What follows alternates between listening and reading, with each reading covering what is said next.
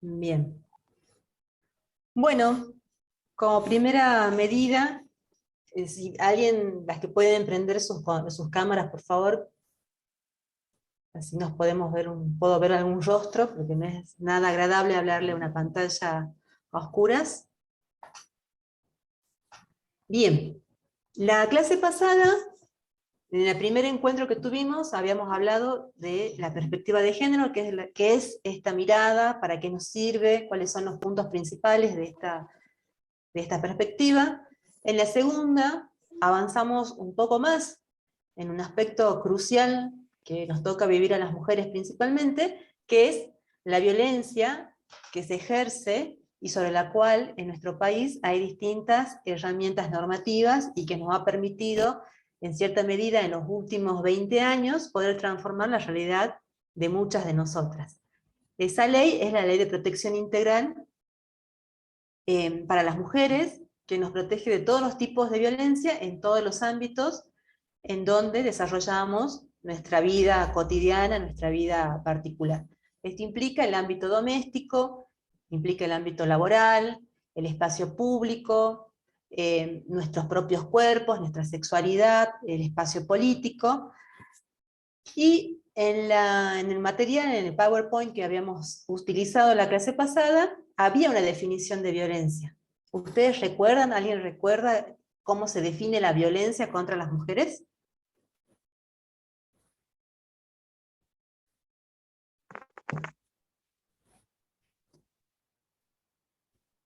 Son fenómenos que se entienden por violencia de género, toda conducta y acción u omisión basada en razones de género. ¿Qué serían las razones de género? De manera...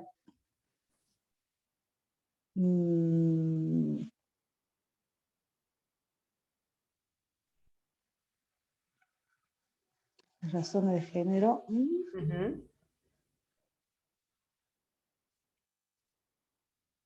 Cuando decimos género, ¿a qué estamos haciendo referencia? ¿A qué nos estamos refiriendo? ¿A lo biológico o a lo social y cultural? A lo biológico. A lo biológico. No, a lo social y cultural.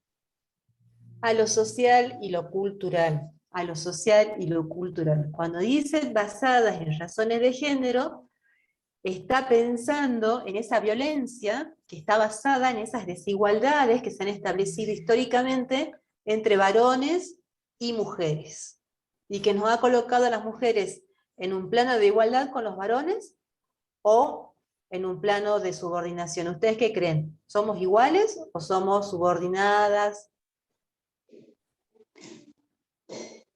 Somos subordinadas, o sea, porque... ¿Perdón, cómo? O sea, a las mujeres no se nos da la misma posibilidad que a los hombres, o sea que... Subordinadas, efectivamente. Entonces, cuando dice toda acción u omisión basada en razones de género, lo que está diciendo es que la violencia, esas acciones u omisiones que vamos a padecer, se sustentan en esas desigualdades históricas, económicas, sociales, políticas, etc. A eso se refiere cuando habla de razones de género. ¿Sí? ¿Vamos bien acá? ¿Sí? ¿Sí o no? Sí. Bueno, bien. Y vamos definiendo entonces qué es toda conducta por acción u omisión basada en razones de género. ¿Qué hacen? ¿Qué más? ¿Qué más dice esa definición? De manera indirecta o directa, Ujú. tanto en el ámbito público como en el ámbito, como en el privado, ¿Sí? basada en una relación desigual de poder, Ajá.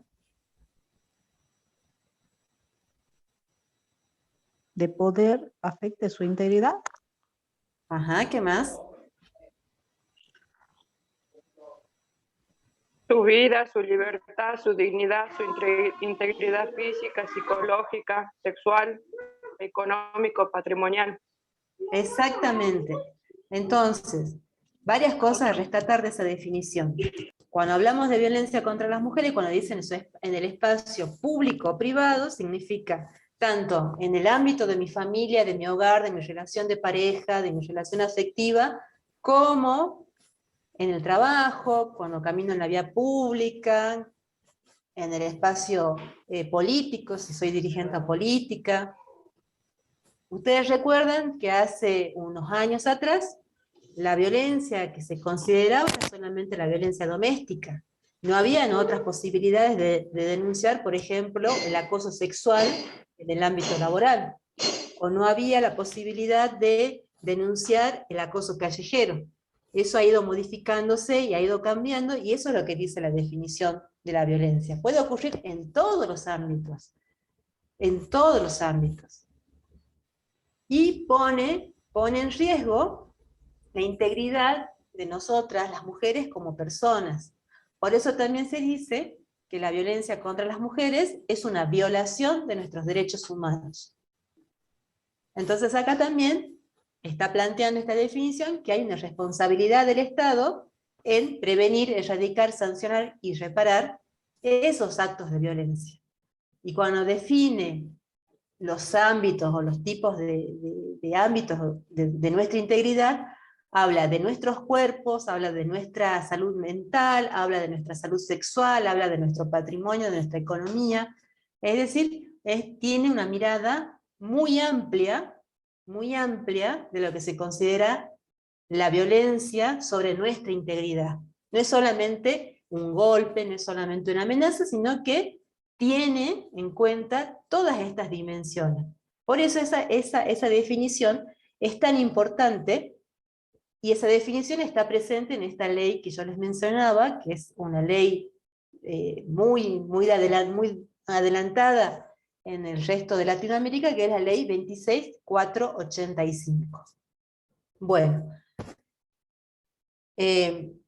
la otra cuestión que también se menciona en esa definición de violencia es que quienes trabajan para el Estado, ya sea el Estado nacional, provincial, municipal, cualquiera sea su rango, cualquiera sea su jerarquía, cualquiera sea su rol, también puede ejercer violencia sobre las mujeres. Y esto es muy importante, porque se supone que es el Estado, a través de sus instituciones y sus agentes, quienes deben proteger los derechos humanos de las mujeres, de los niños, de los adultos mayores, de las personas en general. Pero ¿qué pasa cuando quien debe defender, proteger, ampliar, fortalecer los derechos es también quien se encarga de violentar, violar, de favorecer a esas personas?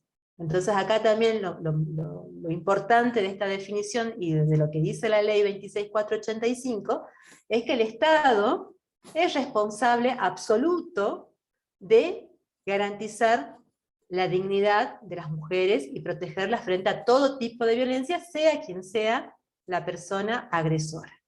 ¿Sí? Bien, ya habíamos avanzado en algunos tipos y modalidades de la violencia. Acá les voy a volver a compartir ese cuadrito.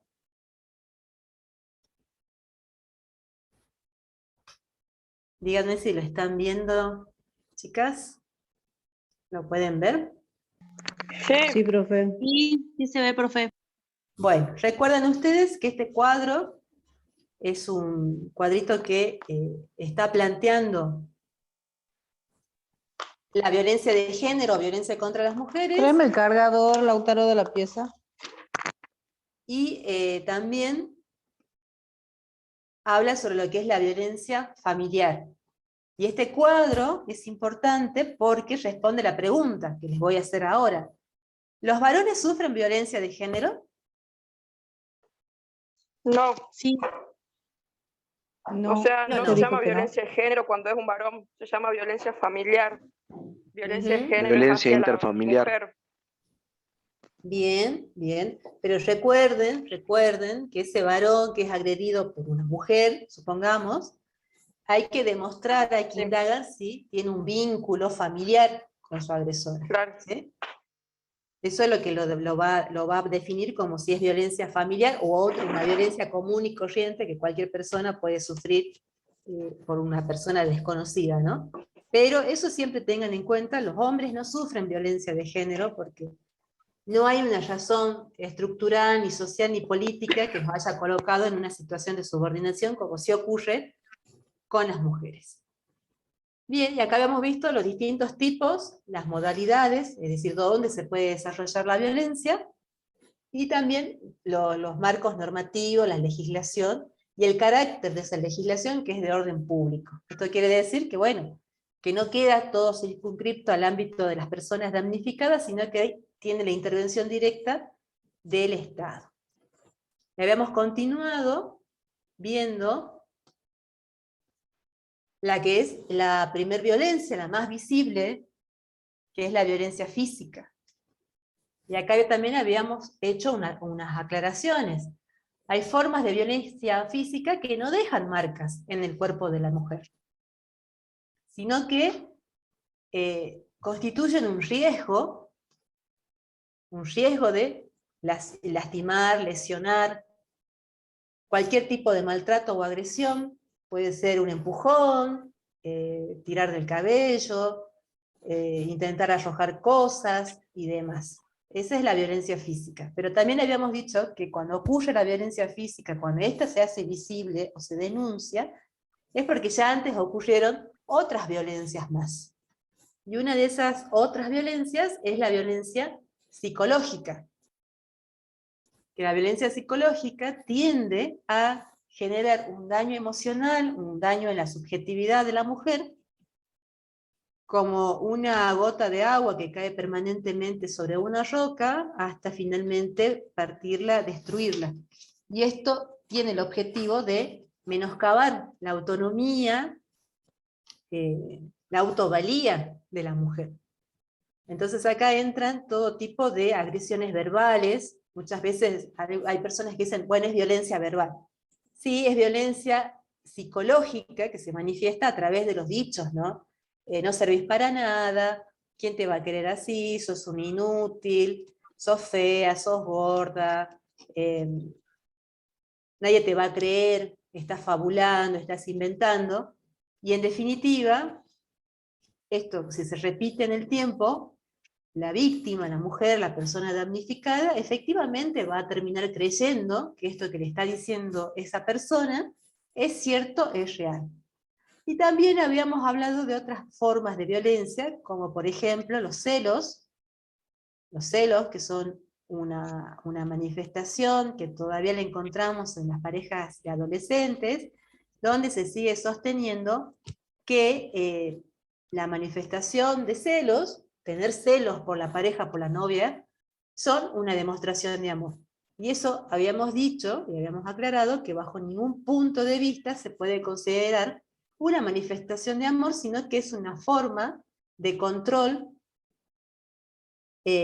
sobre el tiempo, sobre las cosas, sobre la sexualidad, sobre la libertad de esta mujer. Y esto es lo que les pedía que reflexionen y que estén atentas, porque está muy extendido el tema de los celos, del control, y cualquier otra forma de limitación de la vida de una mujer. Cuando una mujer en una relación de pareja tenga que modificar su comportamiento, tenga que modificar su forma de vestir, tenga que modificar su disfrute sexual, estamos ante un problema de violencia psicológica y otras violencias más. ¿Sí? Pero no solamente la violencia psicológica se da en el ámbito de la pareja, porque en los ámbitos laborales también aparecen estas manifestaciones o estos dichos que tienden a menoscabar la autoestima de una mujer. En un ámbito laboral también se hace uso y circula esta violencia psicológica, ¿no? Sos un inútil, no sabes hacer las cosas, siempre que haces las cosas terminas haciéndolas todas mal. Y esto también es importante tenerlo en cuenta. La violencia psicológica no solamente se da en el ámbito de una pareja, de una relación de noviazgo, sino también en otros lugares donde las mujeres pueden desempeñar su vida cotidiana. ¿Sí? ¿Me entienden hasta acá? ¿Hay alguna pregunta con respecto a esto? Yo, Ujú. A ver, ¿cuál? ¿Y cómo sería en el ámbito, o sea, hablando en el ámbito laboral? Por ejemplo, que una mujer Ujú. maltrate a un hombre, hablando en el ámbito laboral, ¿no? Estamos hablando de violencia de género, ¿no? Ujú. Sí, ¿Los hombres sufren violencia de género? no, por eso esa es mi pregunta, ¿cómo sería, cómo se llamaría eso? Violencia laboral. Violencia laboral nada más. Nada Ah, más, bien. violencia laboral. Cuando la Ujú. víctima, cuando la víctima es una mujer, es violencia de género o violencia contra las mujeres. Y tiene este Ujú. marco normativo de la 26485, eh, y es la que va a proteger a la mujer en este lugar. Cuando la víctima es un varón, bueno, se aplican las otras leyes también, que es sobre violencia laboral. Hay varias normativas sobre violencia laboral, e inclusive ahora en Argentina se adhirió al convenio 190 de la Organización Internacional del Trabajo, que tiene una mirada mucho más amplia sobre los distintos tipos de violencia que se dan en los ámbitos laborales.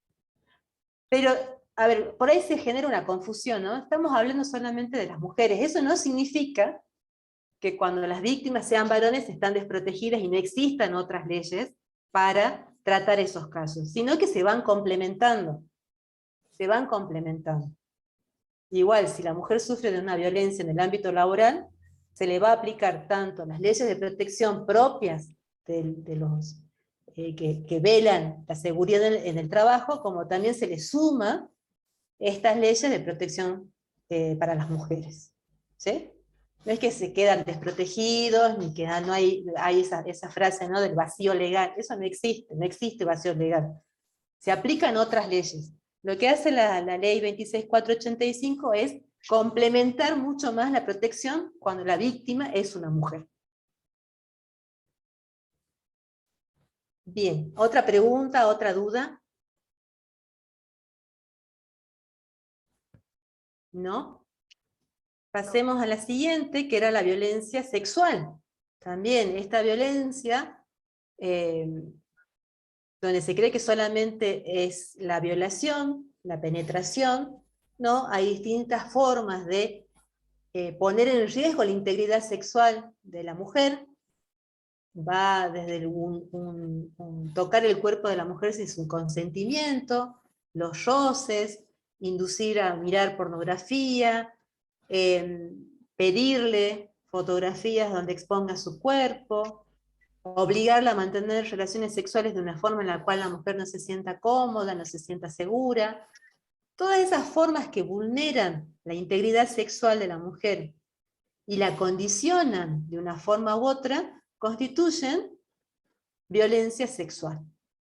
Y acá también otra aclaración, que justo la compañera con eso la pregunta del ámbito laboral, también lleva a aclararla. Hay formas de la violencia contra las mujeres que también son delitos penales y que están registradas en el Código Penal argentino. Y una de esas son los delitos contra la integridad sexual.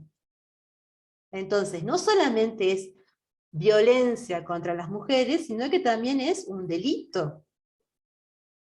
Un delito presente en el Código Penal. Entonces, cuando se realiza la denuncia, se denuncia el delito, a lo cual se suma también que ese delito se agrava por encontrarse indicios de violencia de género. Entonces, no solamente es que se abusa de una mujer, de una niña, de un adolescente, sino que también se suma esta otra mirada que dice, bueno, se abusó de ella por mediar una relación de violencia de género. Se la abusó por considerarla una persona, una sujeta subordinada, inferior, en desigualdad con respecto al poder masculino. Entonces también esto vale aclarar. Hay cuestiones que aparecen como violencia de género que también son delitos penales. ¿Sí? Y uno de esos, el más claro de todos, es el de la violencia sexual. Y acá no hay grados, ¿no? No es que si, ay, no, le toqué apenas la cola y no pasó nada. Yo les traía a colación el caso de Lautaro Teruel, el hijo de uno de los nocheros. En su defensa, este joven decía que, bueno, que solamente le había tocado a la niña, a una niña de 10 años. Le había tocado la cola y otras partes más de su cuerpo. Entonces que no era un abuso sexual, sino que era un manoseo.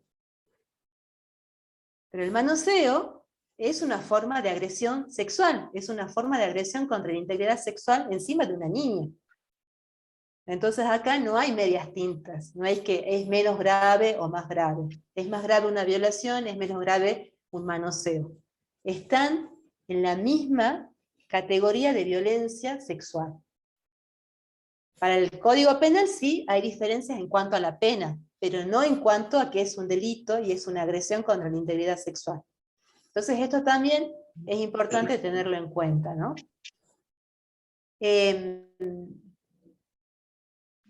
Y otra cuestión con lo de la violencia sexual. Acá también hay un tema que es importante saberlo. Si la víctima, mujer, ¿no? Pensemos en una víctima mujer. Pensando dentro de este contexto de la violencia de género, ¿no? Si la víctima mujer es menor de edad, cualquier persona que toma conocimiento de esa situación la debe denunciar, la puede denunciar. Hace unos años, y esto es a raíz de una reforma del Código Penal, hace unos años, solamente las personas que oficiaban de padres, tutores o personas adultas responsables de los niños y niñas podían denunciar este tipo de agresiones. Solamente esas personas. ¿Pero qué pasaba? Muchas veces eran esos adultos cuidadores quienes eran los agresores sexuales. Pensemos en una situación de incesto, donde un familiar es el quien está abusando de ese niño o esa niña, de esa niña. Entonces, en estos casos, cuando se tratan de menores de edad, menores de 18 años, cualquier adulto que toma contacto, conocimiento de esta situación, lo puede denunciar. Una maestra, una acompañante terapéutica, por ejemplo, puede denunciar. Si es menor de edad, si es menor de 18 años. Lo mismo ocurre cuando la persona tiene una discapacidad. Pero, si la víctima mujer tiene más de 18 años y es adulta, solamente la víctima puede realizar la denuncia. Ah, claro. Solamente la víctima puede realizar la denuncia. Si ustedes se enteran en su labor de acompañante terapéutica de que su paciente o algún miembro de la familia de su paciente, alguna mujer miembro de la familia de su paciente es víctima de violencia sexual, solamente ella va a poder hacer la denuncia. Y como ustedes verán, acá nos encontramos con un problema, ¿no? Porque las víctimas tienen también sus tiempos para poder denunciar una agresión sexual. Hay algunas que reaccionan de manera inmediata. Y hay otras en donde también por estas cuestiones del género se sienten culpables, tienen vergüenza o están amenazadas y demoran mucho tiempo en poder realizar la denuncia. Entonces, acá también hay que respetar, en este caso de esta violencia, ocurre ese tipo de situación cuando la víctima es una mujer, ¿no? Entonces, esto también está en revisión en nuestro país actualmente. Porque, y ustedes lo habrán visto en los medios de comunicación, muchas personas que han sido víctimas de abuso, tanto mujeres como varones, han pasado 10, 20 años y recién se animan a denunciar, sobre todo cuando su abusador es una persona con cierto poder. Últimamente han aparecido casos de curas abusadores, pastores de iglesia abusadores y demás, y ha llevado 5, 10, 20 años en poder denunciar. Y hay Pero una tiene cuestión... Sí, sí, Leandra, sí. Pero tiene que ser esa persona la que la que acuse, la que demande. Sí, la Si víctima. fue violada de chiquita, puede ser, tiene que ser esa persona, o sea, no puede ser otra. Si es menor de edad, puede ser cualquier persona. No, Si no, es no, pero mayor, suponte que tenga 30 años hoy. sí. Tiene No, que es la ser víctima. la víctima. Bien, La la víctima. víctima.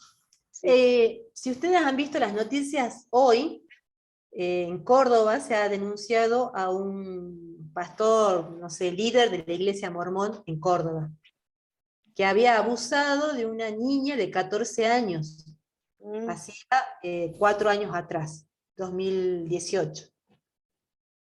Y habían llegado a un acuerdo espurio, aprovechándose de su poder, de su relación jerárquica con la familia de la víctima, que eran miembros de esta iglesia, les hizo firmar, con la complicidad de su congregación, con la complicidad de su iglesia, les hizo firmar un documento donde este hombre reconocía haber abusado de esta niña, y como una forma de indemnización les pagó 4 millones de pesos. wow. ¿Qué Es pasó? noticia actual. Si ustedes lo buscan, lo van a encontrar en Córdoba. ¿Qué sucedió?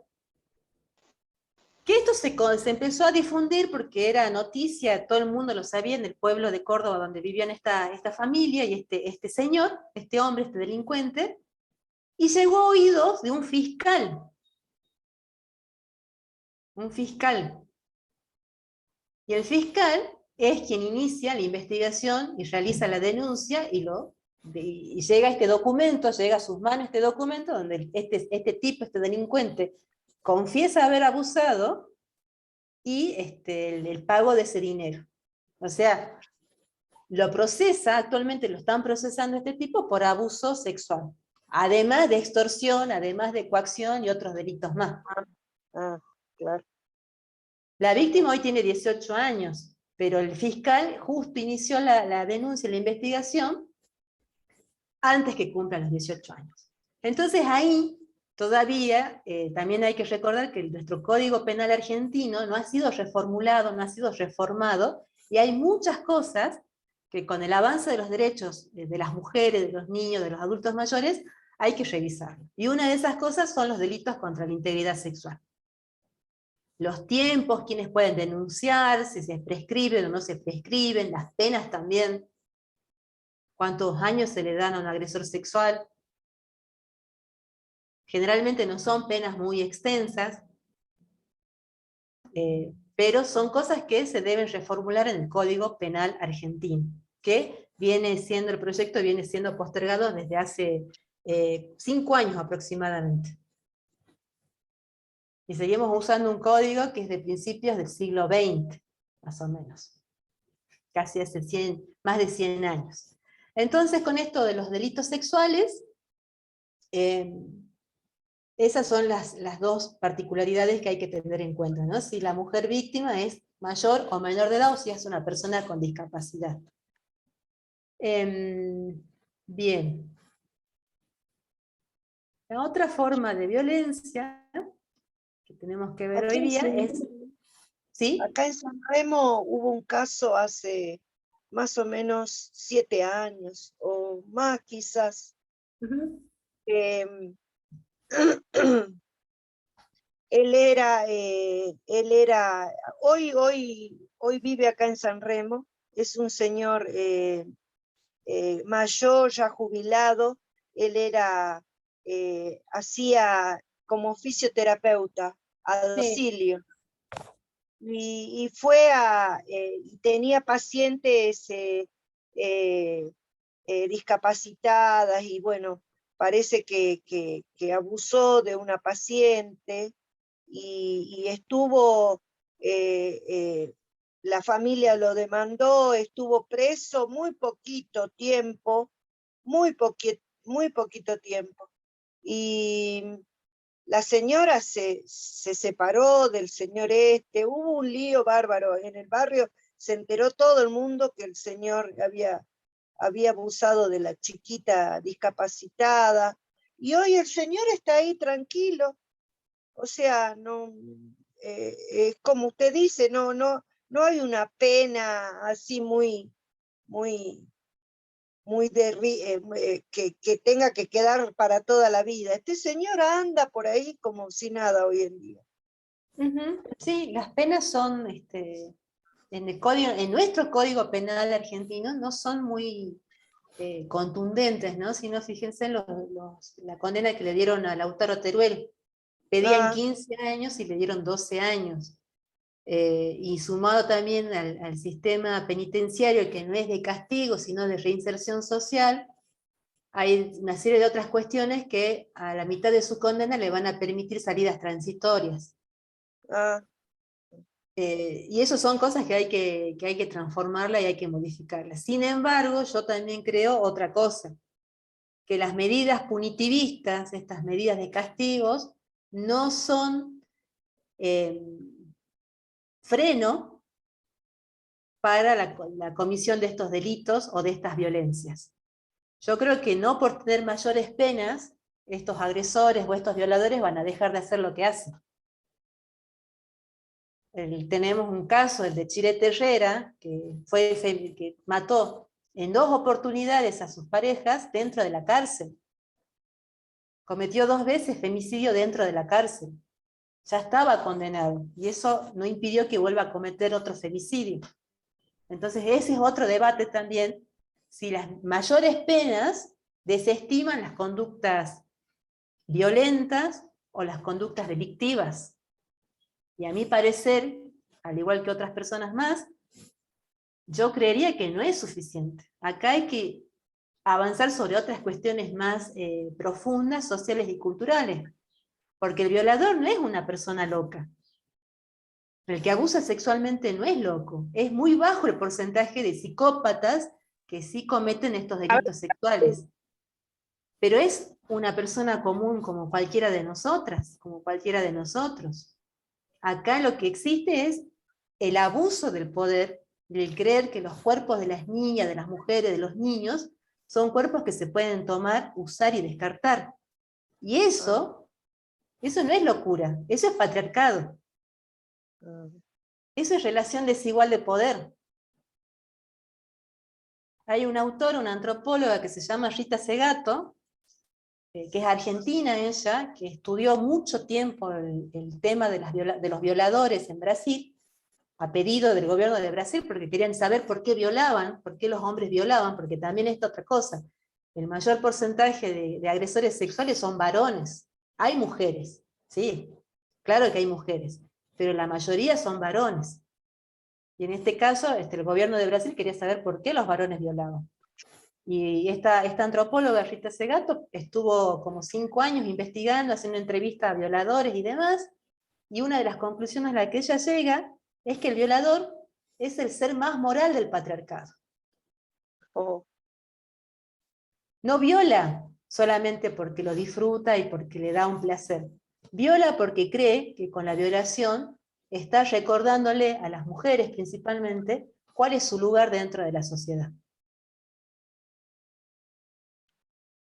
Es como un perrito cuando va y orina y Sí. como... Si ustedes han escuchado relatos de violadores en los medios de comunicación, muchos de ellos dicen, bueno, ella estaba sola caminando por la calle. ¿Qué hacía a esa hora sola? ¿O por qué se vestía así? Entonces la idea es, bueno, te estás ofreciendo y yo como sujeto moral del patriarcado tengo que educarte, hacerte recordar cuál es tu lugar. Entonces, tomo tu cuerpo, ejerzo mi poder sobre tu cuerpo y te recuerdo que no hay que ser desobediente y estar encerrada en la casa y no salir o no vestirse como una mujer lo desea. Y eso, compañeras, compañeros, es el famoso patriarcado. Veo una mano levantada, Tamara, ¿puede ser? ¿Tenía la manito levantada?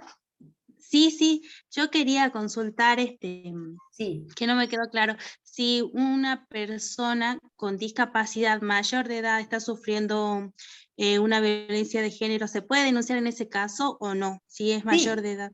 Sí, ahí sí. sí. Sí. Porque después hay otra cosa también en nuestra legislación provincial, que ya la vamos a ver en los próximos encuentros, que protege a quien realiza este tipo de denuncias en esos contextos, ¿no?, que está mencionando Tamara. Pero sí, sí se puede denunciar.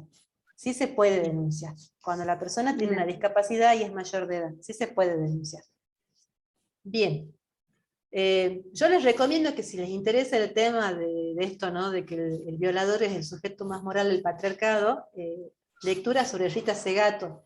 Hay entrevistas de ella también en YouTube, hay artículos periodísticos donde lo explica también brevemente. Y es muy interesante su mirada, ¿no?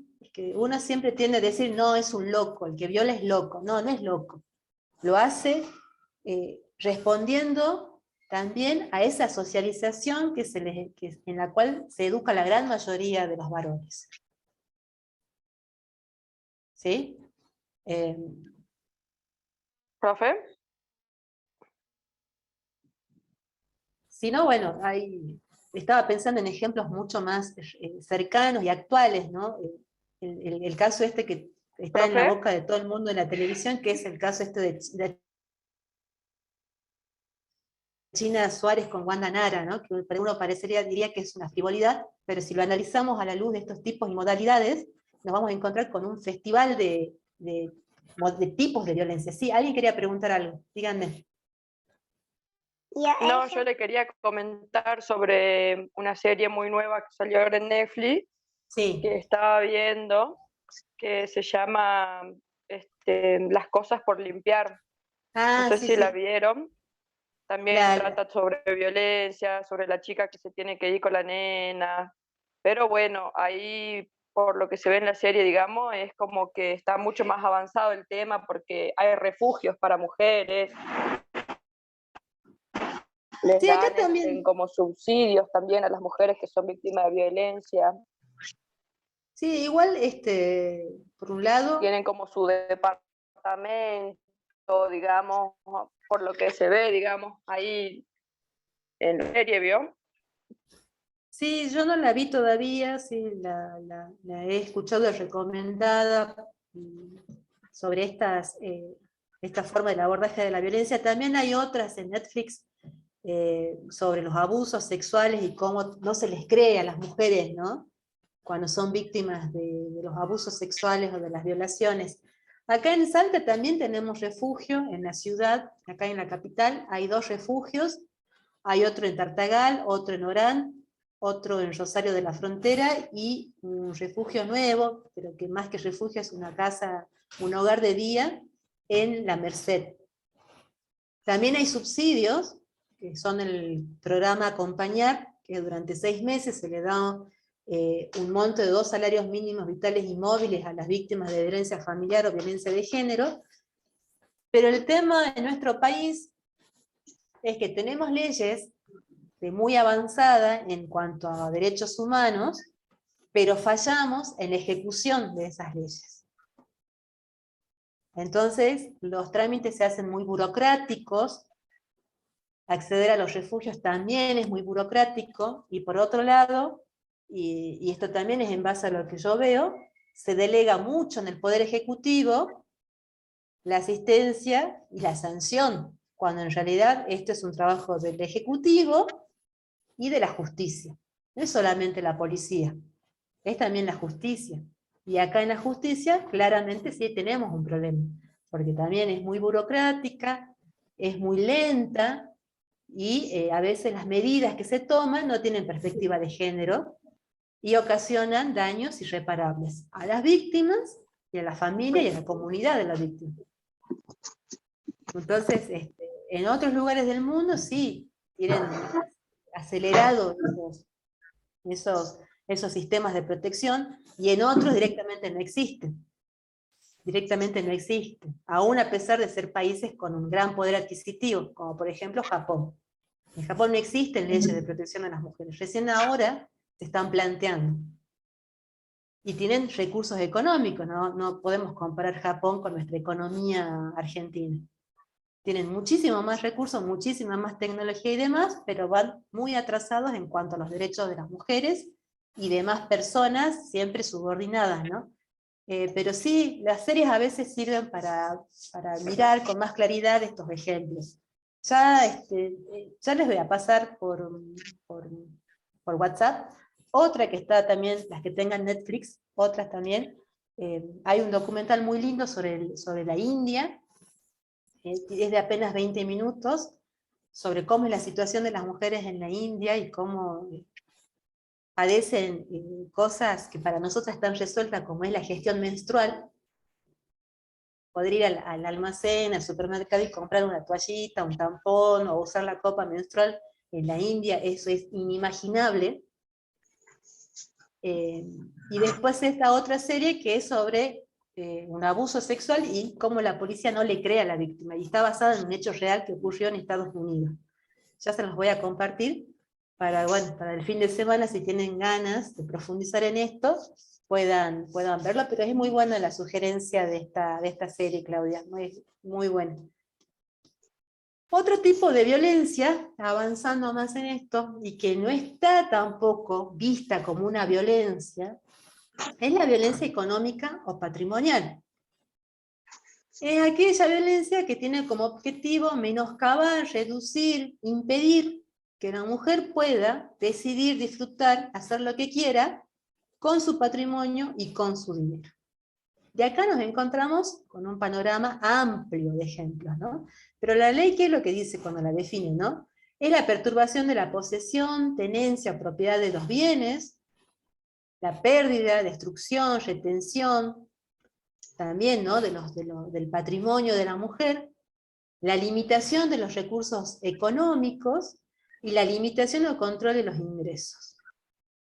Entonces acá, si pensamos en una relación de pareja, nos encontramos con un ejemplo clásico de un sujeto, marido, novio, un varón, que le entrega a su compañera de vida 200 pesos para que cocine las 4 comidas del día para una familia de 4 personas.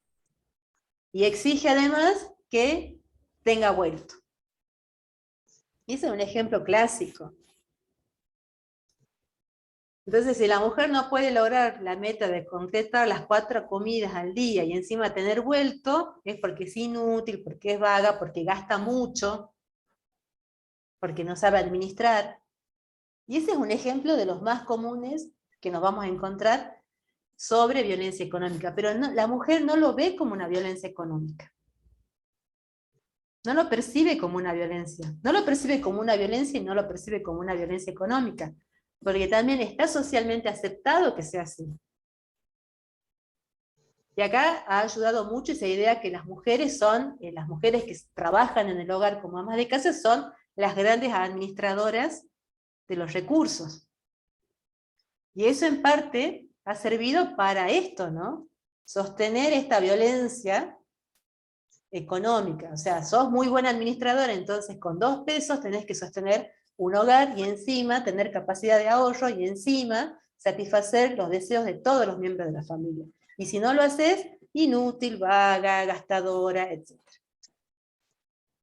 Otra violencia también, que lo hemos visto con Ricardo, en una temporada trabajábamos brindando talleres para las compañeras beneficiarias de lo que era el programa Hacemos Futuro, y cuando llegaba la época del pago del beneficio, muchas de ellas ya empezaban a tener miedo, empezaban a ponerse mal, porque sus parejas les retenían las tarjetas de débito y eran ellos los que iban a cobrar el beneficio. Ay, qué feo. Sí, pero esa realidad que vimos con estas compañeras, también lo vimos con otras mujeres, con un mejor poder adquisitivo, donde también los maridos, los amantes, las parejas, o los nietos, en el caso de las adultas mayores, les retenían las tarjetas y cobraban ellos los salarios, las pensiones, las jubilaciones.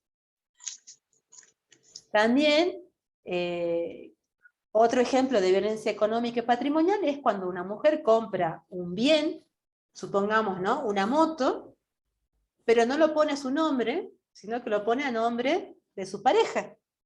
Y es su pareja quien conduce ese vehículo, pero es ella la que paga la cuota.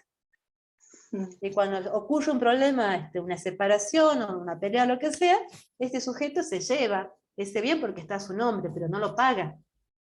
Y eso también es violencia económica y patrimonial. Y si lo pensamos en otros ámbitos por fuera de los ámbitos familiares, nos encontramos que en el ámbito laboral también la violencia económica es realizar la misma tarea que un compañero varón, pero recibir una remuneración mucho menor. ¿Por qué digo que estas violencias son las más difíciles de visibilizar, que todavía no se las considera violencia? Porque bueno, siempre a las mujeres nos han colocado en un plano de incapacidad de gestionar nuestros propios ingresos, nuestros propios recursos, de hacer lo que nosotras querramos con ese dinero. Porque acá también, compañeras, hay otra cuestión que se nos ha metido en la cabeza a muchas mujeres: la culpa. La culpa. La culpa que está ahí permeando en nuestras decisiones económicas. No me voy a comprar esto que necesito, que deseo, que quiero, porque tengo que primar, por ejemplo, las compras para mis hijos. O comprarle cosas para la casa. Y esa culpa que nosotras experimentamos, no la experimentan los varones. Yo puedo asegurar que todas las que estamos acá, en este grupo, todas sentimos culpa de poder comprarnos algo que querramos, que nos guste mucho, porque estamos primando antes otras cuestiones, para Así otros. Así es. Pero difícilmente esa culpa también sea compartida por los varones. Entonces también ahí, eso es parte de nuestra educación social y cultural que se nos ha impartido desde muy temprana edad. Esa responsabilidad absoluta de administrar bien los recursos económicos, pensando siempre en el bienestar de los otros por sobre nuestro propio bienestar. Y esto no es solamente sobre cuestiones materiales, ¿no? Hemos visto casos también en nuestro trabajo con la Fundación de mujeres que no han dispuesto de recursos económicos para sus tratamientos médicos por dar prioridad al bienestar de la familia. Y eso también es una violencia económica o patrimonial. Mujeres que no han podido, que no han deseado pagar un tratamiento médico o comprar una medicación por dar satisfacción a la demanda de otra persona. Así es. Muchas de ustedes dirán, bueno, pero primero están los hijos y demás, sí, pero la cuestión es que esa culpa es solamente femenina. Eso es lo que hay que reflexionar. ¿Por qué siempre las mujeres somos las que nos tenemos que sentir culpables en esto? En la gestión de nuestros recursos y de nuestro patrimonio. Y eso, compañeras, compañeros, es una cuestión patriarcal también. Entonces acá, fíjense, este es un recorte periodístico, y inédito dictamen a favor de una adulta mayor víctima de violencia de género. Esta mujer, bueno, decidió trabajar en su hogar, ser ama de casa, cuidar a los hijos y demás, soportar una pareja violenta, se produce la separación, y este hombre la deja abandonada a su suerte. La deja sin un peso. Después de haber dado prácticamente toda su vida al cuidado de la familia, bueno, la justicia determina que hubo violencia económica y patrimonial. ¿Por qué? Porque ella trabajó para la casa, no recibió ningún beneficio ni nada, y ante la desaparición, muerte, separación de este sujeto, queda sin nada. Entonces tiene que haber un resarcimiento económico, un reconocimiento económico de los años que ella trabajó para esa familia y que generó una riqueza que benefició a esa familia. Porque, compañeras, también, el trabajo que las mujeres realizamos en el hogar genera riqueza. No es una cuestión natural. Ninguna de nosotras tiene en nuestro ADN habilidades para planchar, para cocinar, para cuidar hijos y demás. El hecho de que tengamos útero y nos sientamos identificadas como mujeres no nos dan esas habilidades, sino que las aprendemos y a veces se nos imponen. Pero es trabajo. Y ese trabajo genera riqueza. Lavar tiene un precio, cocinar tiene un precio, planchar la ropa tiene un precio, cuidar hijos e hijas tiene un precio. Nada más que se nos hizo creer que era una obligación por amor. No Ajá. es amor, no es amor, es trabajo. Nada tiene que ver con que yo ame a mi familia y quiera el bienestar de mi familia. Es trabajo y genera riqueza, genera valor. Y esa es otra forma también de violencia económica o patrimonial, ¿no? Cuando nos dicen, no, bueno, pero es tu obligación cuidar la casa. No, no es mi obligación. Es un acuerdo que tal vez pudimos hacer o no, pero es un trabajo del cual no recibo ninguna remuneración. Y eso, si lo analizamos y nos ponemos bien puntillosas, es una forma de violencia económica y patrimonial. El no reconocimiento de mis aportes económicos a la familia. Esto también se hace visible cuando viene la separación, ¿no? Porque lo primero que dicen cuando se separa una mujer y un varón, ah, no, yo trabajé, el varón siempre dice lo mismo, ¿no? Y son pocos los varones que reconocen o dicen lo contrario. Yo trabajé toda la vida, la casa es mía porque yo siempre trabajé, vos nunca hiciste nada, siempre estuviste en la casa. Pero esa mujer le crió a los hijos, le lavó su ropa, le preparó sus alimentos, lo cuidó. Entonces no es que no hizo nada. Hizo igual tarea. Nada más que a ella no le pagaron. Pero genera riquezas. Genera valor. Entonces, eso es lo que está en la base, que se haga que la violencia económica patrimonial todavía cueste ponerla como una violencia, ¿no? Como una violencia de género contra las mujeres. ¿Vamos bien hasta aquí? ¿Preguntas al respecto? No, profe. Bueno. La otra violencia es la violencia simbólica. También, una de las violencias que también cuesta ponerla sobre la mesa, porque está bastante naturalizada, muy aceptada y extendida, ¿no? Y acá lo que dice la definición de la ley, y la voy a leer, dice, es la que a través de patrones estereotipados, mensajes, valores, íconos, signos, transmita, reproduzca esta relación de desigualdad y discriminación hacia las mujeres. Entonces, si nosotras y nosotros nos ponemos a pensar, ¿no?, en estas formas de violencia, vivimos rodeadas de violencia simbólica. Ajá. Prendemos la televisión y encontramos publicidades donde las mujeres son las que venden o las que las ponen como destinatarias de la venta de productos de limpieza, productos de belleza, electrodomésticos para el Día de la Madre, productos de cuidado de niños y niñas. Pero bueno, los varones también consumen productos de belleza, también pueden hacerse cargo del cuidado de la casa, también pueden hacerse cargo del cuidado de los hijos e hijas. Recién ahora ha comenzado a aparecer una publicidad mucho más tendiente a la equidad, ¿no? Sobre todo en los cuidados del hogar. Ya aparecen varones lavando la ropa, comparando el jabón para lavar la ropa, el detergente, o cambiando los pañales. Pero si pensamos en otros ámbitos que no sea la publicidad, bueno, también seguimos rodeadas de violencia simbólica.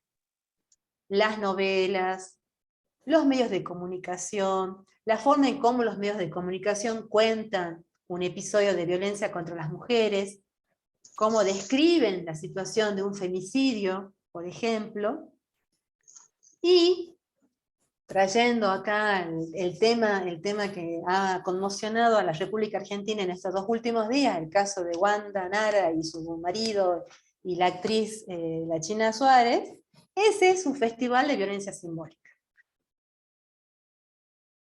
Ese es un claro ejemplo de cómo la violencia simbólica, sumada con otras violencias más, se cierne sobre las mujeres, no solamente sobre la víctima, la engañada en este caso, sino también sobre la otra mujer, sobre ambas, ¿no? Porque se habla tanto del pasado de Wanda Nara y todo lo que hace, como sobre el pasado y todo lo que hace la otra mujer. Y acá, ¿quién queda desdibujado?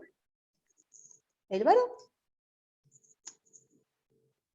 Y esto va más allá si uno coincide o no coincide con la situación, si se siente más o menos o nada ofendida con la situación. Sino que fijémonos cómo los medios de comunicación están haciendo todo un juicio de brujería sobre estas dos mujeres. Y aprovechando esta situación para vendernos un programa a la tarde, una nota en una revista, en un portal de noticias, en una red social. Y es claramente el mejor ejemplo de la violencia simbólica que todos, todas en este país hemos asistido y lo hemos visto en nuestros televisores, teléfonos y demás. Y sigue naturalizando estas relaciones de subordinación, ¿no? Y estas relaciones estereotipadas. La mujer, la esposa pobre engañada, víctima y demás, sufriente y lo demás, y la mala mujer, la rompe hogares, la roba maridos y demás. Si eso no son estereotipos, compañeras, ¿qué son?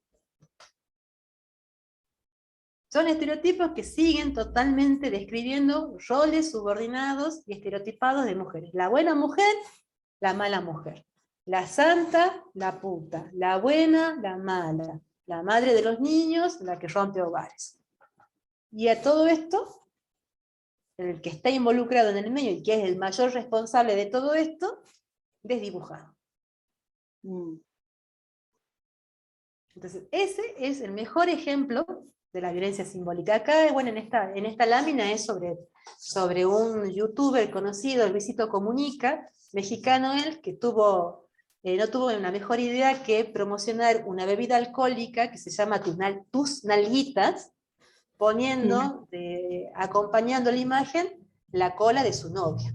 Entonces, comparando que en la bebida alcohólica tenía alguna característica similar a una parte específica del cuerpo de su novia. Eso también es una forma de violencia simbólica mucho más burda que lo que estamos viendo actualmente en la televisión, pero que sirve a los fines de ejemplificar esta violencia simbólica. Como les digo, es la violencia que está presente en todos lados, se mete en nuestras casas, en nuestras escuelas también, cuando vemos los libros de lectura que todavía siguen reproduciendo estereotipos de la mamá en la cocina, el papá trabajando y demás, bueno, es una forma de violencia que no pide permiso para entrar en nuestras vidas y que hay que estar muy atentas y atentos para poder identificarla. Otra violencia que se ha agregado hace 2 años a la ley es la violencia política. La violencia política es la que tiende a menoscabar, a reducir la participación en los ámbitos de decisión política, y no solamente estamos hablando de los partidos políticos, sino en otros ámbitos donde también hay definiciones de este tipo. Gremios, sindicatos, clubes deportivos, centros vecinales, etc. Entonces, el ejemplo más claro de la violencia política fue lo que padecía, padece y padecerá durante toda su vida, lamentablemente, Ofelia Fernández. Ofelia Fernández es la diputada nacional más joven de Latinoamérica, asumió su cargo con 18 o 19 años, y desde que asumió ha sido el blanco de una serie de amenazas en las redes sociales principalmente.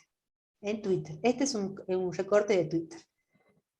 Miren lo que le ponen, ¿no? Sos nefasta, pendejita, mereces ser violada en manada y después descuartizada. Pero sos tan fea que nadie tiene las bolas para hacerlo, hija de mil putas. Este mensaje recibía a diario, todos los días, Ofelia Fernández. Al punto tal que tuvo que cerrar su cuenta de Twitter, recién hace unas semanas la volvió a abrir, pero no bien abrió esa cuenta, de nuevo las agresiones. Sobre su forma de vestir, sobre si es gorda, sobre si tiene la cabeza más grande que el resto de su cuerpo, sobre cuánto cobra, sobre lo que hace, sobre lo que no hace, pero siempre son cuestiones que van sobre su persona y no están denunciando ninguna falla en su labor. Entonces, claramente, lo que intentan es anularla completamente como una referenta política.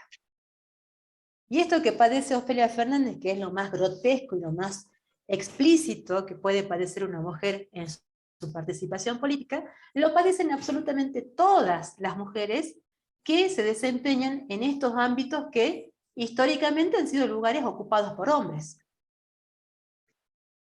Entonces también la violencia política es cuando, por ejemplo, en el armado de lista de los partidos, quienes encabezan las listas son los hombres y las mujeres van en segundo término. Por supuesto, respetando la ley de cupo, pero el que encabeza es un varón.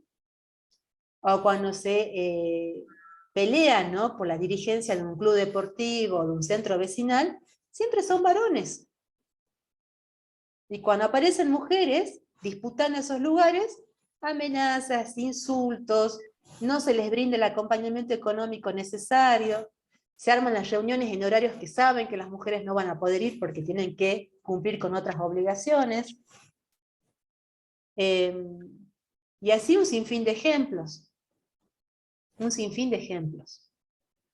Entonces, esta violencia se incorporó, como les decía, hace 2 años, teniendo en consideración estas cosas que pasaban y que pasaron siempre y se toleraron porque, bueno, el ámbito político es así. Es más, las mujeres no deberían participar en la política porque la política no va con los valores de las mujeres, o las mujeres no tienen esa personalidad para desempeñarse en las labores políticas. Lo cual es mentira. Hay muchas mujeres que tienen formación, tienen un programa político y que pueden participar y que pueden resultar mucho mejores dirigentes que los varones. Pero se las desestima, se las aparta porque son mujeres precisamente. Hubo una chica que Sí. quería ser director técnico en una época y Sí. se la sacó porque no servía, porque era mujer. Ujú. Así. Sí, así es, efectivamente así es. Y bueno, el ejemplo más claro de por qué, de una forma de manifiesto de violencia política, es que en la provincia de Salta hasta la fecha nunca tuvimos ni vicegobernadora ni gobernadora. ¿Y eso por qué? ¿No hay mujeres que les interese ser gobernadoras? Deben haber cientos de mujeres que quieren ser gobernadoras. Pero bueno, hay mecanismos explícitos y hay mecanismos subrepticios que las van apartando. A veces disimuladamente y otras veces con mucha violencia. Pero es una forma de seguir sosteniendo a las mujeres en un lugar apartado. Sí. Que hay un juez que determina que en este, cuando se vote, todas participen mujeres, por ejemplo. ¿Quién determina eso? Hay una ley de cupo femenino, hay una ley de cupo que data de la década del 90, que establecía el 30%. De una lista de candidatos, el 30% tenía que ser representado por mujeres. Después eso se modificó a la actualidad, donde tiene que ser el 50% y de manera intercalada. Entonces, candidato varón, candidata mujer, candidato varón, candidata mujer, en la lista, ¿no? Pero, precisamente, Leandra me hace recordar un caso en Santa Fe, en la provincia de Santa Fe, donde en las elecciones del 2015, si mal no recuerdo, no, 2018, perdón, 2018, se presenta un partido socialista con una lista conformada toda por mujeres. El 100% de la lista era de mujeres. ¿Ustedes qué creen que pasó? Hicieron la denuncia por discriminación. Denunciaron a la lista por discriminación, porque decían que la lista no tenía varones y que estaban discriminando a los varones. Y el juez, a donde le llegó esta denuncia, le dio lugar y dijo, sí, efectivamente están discriminando a los varones. Pero cuando había listas conformadas al 100% de varones, y las mujeres sí denunciaban que había discriminación, la justicia nunca tomó esa misma definición o esa decisión. Si eso no es violencia política, ¿qué es? Bien, pasemos a las modalidades de la violencia, es decir, ¿dónde se dan las violencias? Estas violencias, que se pueden dar de manera combinada, ¿no? Puede haber violencia política también junto a la violencia psicológica, la violencia económica. No es que se da una sola violencia y es esa nada más, sino que se puede dar un conjunto, así, una sinfonía de violencias, ¿no? En estos ámbitos. Pueden aparecer todas esas violencias en estos ámbitos. Inclusive esta violencia sexual, ¿no? En lo que es el ámbito político, también hay violencia sexual. Hubo un caso en la legislatura... No tiene margen la tarjeta ni idea. ¿Cuánto estaba el aceite? A ver, ¿quién está con el micrófono abierto? Por favor. Ahí está. Hubo un caso en la legislatura provincial donde una empleada denunció que abusaron de ella, la tocaron su cuerpo. Ella hizo la denuncia, era también otro compañero y también mucha representación política y la desestimaron. Eso era violencia política y violencia sexual, porque ella no tenía pruebas para demostrar que había pasado lo que ella dijo que había pasado. Bueno, esa también es otra cosa, ¿no? El tema de las pruebas. Siempre se le pide a la víctima que presente pruebas. Y no siempre las pruebas existen, solo la palabra de la víctima. Y en este punto, bueno, también hay que ser claras y precisas. En el caso de nuestro, que estamos dentro de lo que es garantizar el derecho a la salud, trabajando en una fundación o trabajando en un área de asistencia del Estado, se le cree siempre a la víctima. Se le cree siempre a la víctima. Es a la justicia quien le cabe la responsabilidad de investigar si la víctima miente, no miente, si tiene pruebas, no tiene pruebas, si el agresor puede demostrar que no hizo lo que dicen que hizo, pero en el ámbito en que estamos nosotras trabajando, siempre se le cree a la víctima. No estamos acá para hacer un juicio de valor sobre si miente mucho, poco o nada. Se le cree a la víctima. ¿Podemos tener prejuicios? ¿Podemos tener nuestras propias ideas? Por supuesto que sí. No estoy negando eso. Pero nuestra función, nuestra labor, tiene que ser siempre creyéndole a la víctima. Nuestras opiniones, nuestros pensamientos, nuestras valoraciones son reservadas para nosotras y nada más que para nosotras. Eso tiene que quedar claro. Claro.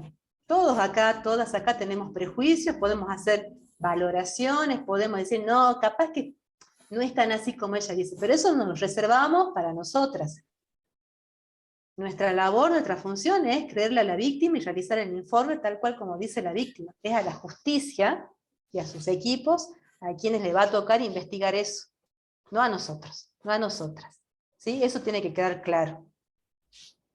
Bien, la violencia doméstica no es una modalidad de la violencia contra las mujeres, es claramente aquella que se da en esos ámbitos de los afectos, de los vínculos consanguíneos, de los vínculos políticos que constituyen una familia o un grupo familiar. No se restringe solamente a la casa, a la vivienda, porque pueden ser pareja y vivir en distintos lugares, en distintas viviendas, en distintos espacios territoriales, ¿no? Lo que sí importa acá es eso, ese vínculo, ¿no? La idea del grupo familiar. Y acá también es claro, ¿no? Dice, pueden ser relaciones vigentes o finalizadas, no es requisito la convivencia, entonces pueden involucrarse acá relaciones de pareja actuales o de exparejas, amantes, novios, etc. ¿Sí?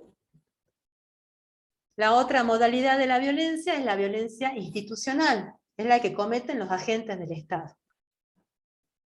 O las personas que tienen cierta responsabilidad en garantizar los derechos, ¿no? Entonces acá entra no solamente el Estado, sino también los partidos políticos, los sindicatos, las organizaciones empresariales, las deportivas, las fundaciones, las ONG, asociaciones, etc. ¿Y cómo se ejerce esa violencia institucional? Cuando impido que la mujer pueda acceder a un derecho. Impido que realice una denuncia. Oculto una denuncia. Hago caso omiso de la presentación de una denuncia de violencia en mi sindicato. O, en el caso de los partidos políticos, como violencia institucional, organizo la lista de candidatos de acuerdo a mi parecer, sin tener en cuenta las leyes del cupo femenino. Todas esas situaciones o cuestiones que atentan contra el goce de los derechos de las mujeres, para garantizar la igualdad junto a los varones, son formas de violencia institucional. Policía que no toma la denuncia de una mujer porque considera que no, la señora no tiene marcas o está fabulando, violencia institucional. Personal de la salud que no quiere brindar el método anticonceptivo a la niña que va a solicitarlo, violencia institucional. Acompañante terapéutica que está al tanto de una situación de violencia de su paciente y no lo pone en conocimiento de la supervisión o de la persona de la obra social que la ha contratado, violencia institucional. Ah, mire. Sí, sí, sí, sí. Acá dice retardar, obstaculizar o impedir que las mujeres tengan acceso a las políticas públicas y ejerzan sus derechos previstos en esta ley. El derecho a la vida con su integridad totalmente preservada. Entonces la violencia institucional es una violencia que nos tiene que preocupar a todos los que estamos aquí en esta sala. Porque vamos a trabajar precisamente en esto, ¿no? En garantizar el acceso al derecho a la salud. Si descuidamos eso, y hacemos cosas, o omitimos hacer cosas, vamos a cometer violencia institucional. Y esto también es muy importante, ¿no? Porque personalmente creo que se comete violencia institucional porque se desconoce una cosa. Si trabajamos en el Estado, o trabajamos en estos organismos, nuestra función es garantizar derechos. No es solamente un trabajo para sobrevivir, para que nos paguen un salario y poder tener una vida buena, sino que nuestro trabajo elegido, porque nadie nos obliga, es un trabajo que elegimos voluntariamente, es un trabajo que está vinculado con los derechos de las personas. Si eso no está claro, bueno, o si no nos gusta, y bueno, no será nuestro trabajo, habrá que buscar otro, donde no tengamos contacto con gente. Pero este trabajo de acompañantes terapéuticas, o el trabajo que hacemos desde la Fundación, tiene que ver con derechos humanos, principalmente derechos de las mujeres. Entonces, si descuidamos esa idea, podemos llegar a cometer violencia institucional. La otra modalidad de la violencia laboral, la que se da en los ámbitos del trabajo, público o privado, ¿no? Y acá, bueno, confluyen todas los otros tipos de la violencia. Fíjense también, incluye el hostigamiento, esto de exigir, ¿no? Cuestiones sobre el estado civil, sobre la corporalidad de las mujeres y demás. También hay un caso reciente en Mendoza, de hace poco, si tienen oportunidad de buscarlo y leerlo, una docente fue echada del sistema público educativo porque el Ministerio de Educación de esta provincia decía que como tenía obesidad no podía desempeñar su labor como docente.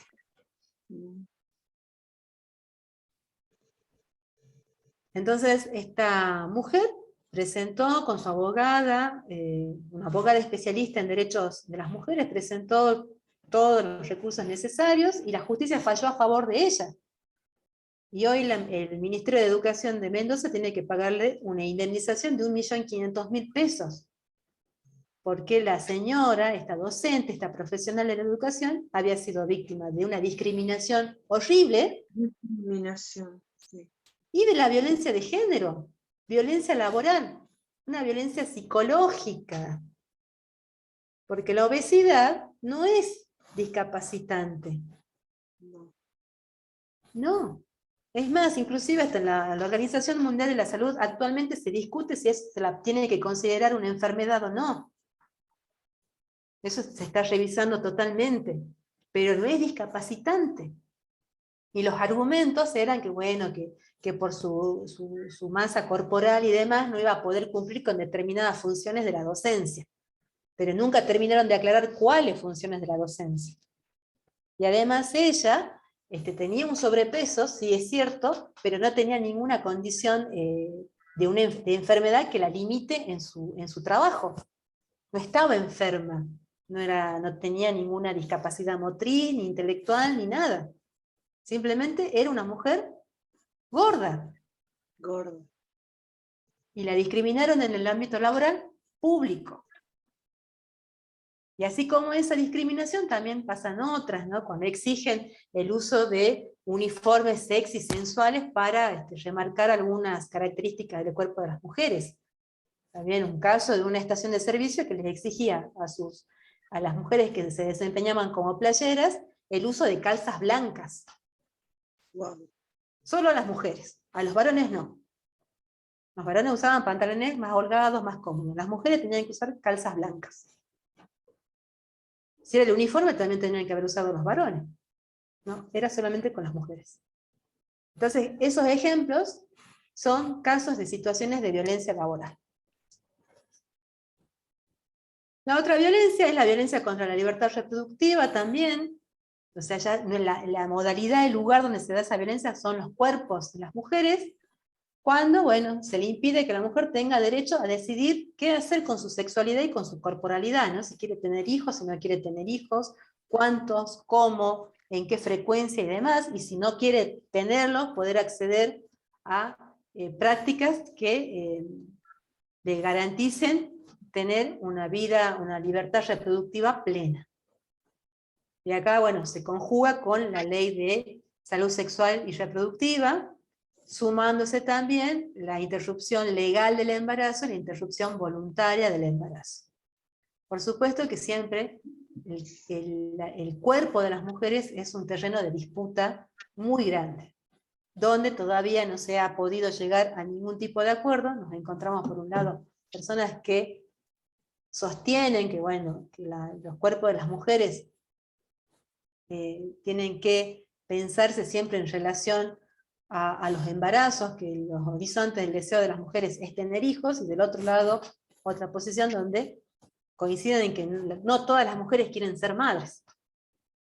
No todas las mujeres desean ser madres. Bueno, la ley también reconoce que cuando se atropella esa decisión de la mujer sobre su propio cuerpo, sobre decidir sobre su cuerpo, sobre su útero, es violencia contra la libertad reproductiva. La otra violencia también, que recién ahora se la está visibilizando, pero que nadie puede desconocer porque todos conocemos historias relacionadas con esto, es la violencia obstétrica. En el momento en que una mujer decide quedarse embarazada e iniciar todo el proceso del cuidado de la salud y termina con ir a parir, puede ser víctima de estas violencias, donde permanentemente se la ataca, ¿no? Y se la vulnera, se la humilla. Y el mayor, digamos, el mayor escenario donde se puede encarnizar esa violencia es en el momento del parto. Y acá es callate y empujá. O otra expresión mucho más odiosa, así como te gustó abrir las piernas, ahora bancatela. Y digo que todos conocemos estas historias porque también se ha naturalizado mucho la violencia obstétrica. Aquí no hay nadie que no conozca una historia de una mujer que la haya pasado mal al momento de parir. E inclusive han llegado a provocarle la muerte a la mujer o al nuevo niño o niña, o dejarla mutilada, o dejarla un tiempo internada en coma. Es de las violencias también que se ejerce de una manera escandalosa, y sobre todo cuando se tratan de mujeres pobres, mujeres originarias, mujeres migrantes, mujeres privadas de su libertad. Cuando la mujer está atravesada por otras vulneraciones es cuando más se cierne esta violencia obstétrica. En Salta ya hay antecedentes de denuncias, con sentencias y demás, pero es algo que todavía cuesta erradicar, ¿no? Y la prevención de esta violencia va acompañada con la ley del parto humanizado, que es aquella ley que permite que la mujer o la persona gestante, para hablarlo en términos más correctos, la persona gestante elija y tenga una participación activa sobre todo el cuidado durante el parto y en forma posterior al parto. Y puede ser acompañada al momento de parir por una persona de su confianza, ya sea un parto natural o una cesárea. Pero con la pandemia y las medidas de cuidado durante la pandemia, esta ley estuvo ahí en un tironeo muy complicado, porque bueno, no se permitían demasiadas personas dentro de la sala de parto. Y en muchos casos se ha vulnerado ese derecho a contar con alguien de confianza que puede estar ahí apoyando, vigilando y acompañando, ¿no? Pero es una violencia muy extendida, lamentablemente.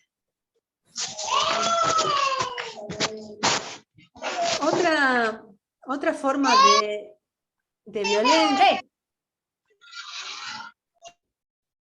Otra forma de violencia es la violencia mediática, que ya la he comentado cuando hablamos de violencia simbólica. Bueno, la violencia mediática también. Y no solamente pensemos en la televisión, sino pensemos en los diarios, en las redes sociales, Twitter, Facebook, Instagram, por donde generalmente ahora circula la mayor información. La televisión está pasando a un segundo plano. Es más pensado en una generación de más de 40 años. Pero ese espacio digital, ese entorno digital, lamentablemente también es un entorno que no está totalmente protegido, ni por esta ley, ni por el derecho penal. Entonces, hay situaciones de violencia que se da en los espacios digitales que no está contemplada. Por ejemplo, las amenazas en las redes sociales, el hostigamiento en las redes sociales, la pornovenganza, también como se le llama, no está contemplada así directamente en la Ley de Protección para las Mujeres, y tampoco está totalmente desarrollada en el Código Penal. Y eso es motivo para reformas y discusiones. Hay organizaciones de mujeres que lo están llevando adelante. Ya les voy a compartir una laminita bien concisa sobre violencia digital, que es muy útil para poder identificarla, pero que no está contemplada en la ley, lamentablemente. La otra violencia es la violencia en el espacio público, y está pensando en el famoso acoso callejero, o en estos piropos que se les dice a las mujeres, ¿no? ¿Cuál es el objetivo de la violencia en el espacio público? Bueno, sumir a la mujer en el miedo a circular por las veredas, por las calles, por los parques y demás. En el transporte público, a cualquier horario, en cualquier condición. Esto es una modalidad de violencia que les cuesta mucho comprender a los varones. Muchísimo. Porque ellos dicen, bueno, pero nosotros no les decimos cosas feas a las chicas, les decimos piropos, las halagamos. Pero la pregunta acá es, ¿por qué tienen que halagar a mujeres que no conocen? Y además esas mujeres supuestamente halagadas no le están solicitando que le hagan una valoración de su belleza a un desconocido, ¿o sí? Entonces esto es una forma de violencia que incomoda a las mujeres en su circulación y uso del espacio público. Y acá también hay que sumar una investigación, una encuesta que hizo la organización Mumalá, que siempre la realiza con periodicidad en Argentina, y que demuestra que las mujeres comienzan a sufrir acoso callejero, acoso en el espacio público, a la temprana edad de 9 años. Y aquí también, ninguna de las que estamos acá presentes puede decir que nunca sufrió algún tipo de acoso en el espacio público. Todas, en algún momento de nuestras vidas, hemos padecido, padecemos o padeceremos de acoso en la vía pública. Insultos, miradas, chistidos, etc. Ahí está inclusive abusos sexuales como manoseos, toqueteos, apoyadas en el transporte público.